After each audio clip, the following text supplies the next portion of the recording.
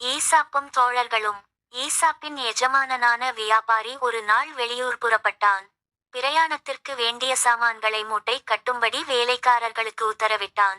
மூட்டைகளை வேலைக்காரர்கள்தான் தூக்கிக் கொண்டு போக வேண்டும். பாரம் குறைவான மூட்டையாக தனக்கு வேண்டுமென்று ஈசாப் கேட்டான்.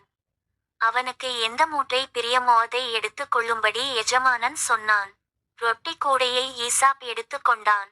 அதை பார்த்து மற்ற வேலைக்காரர்கள் சிரித்தார்கள். ஏனெனில் அதுதான் அங்கிருந்த மூட்டைகளில் அதிக பாரமானது.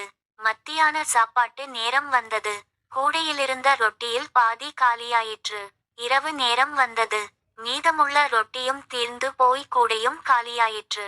மீதமுள்ள பிரயாணத்தில் வெறும் கூடையையே ஈசாப் சுமந்து கொண்டு சந்தோஷமாய் போனான். மற்ற வேலைக்காரர்களின் பாரம் குறையவில்லை. ஈசாப்பின் புத்திசாலித்தனத்தை அவர்கள் பாராட்டி பெருமூச்சு விட்டார்கள். இதில் இருந்து நாம் தெரிந்து கொண்டது, புத்தியால் கஷ்டத்தை குறைக்கலாம். இந்த வீடியோ உங்களுக்கு பிடிச்சிருந்தா லைக் பண்ணுங்கள், ஷேர் பண்ணுங்கள், சப்ஸ்கிரைப் பண்ணுங்கள். அதோடு கீழே இருக்க பெல் பட்டனை கிளிக் பண்ணுங்கள். நன்றி.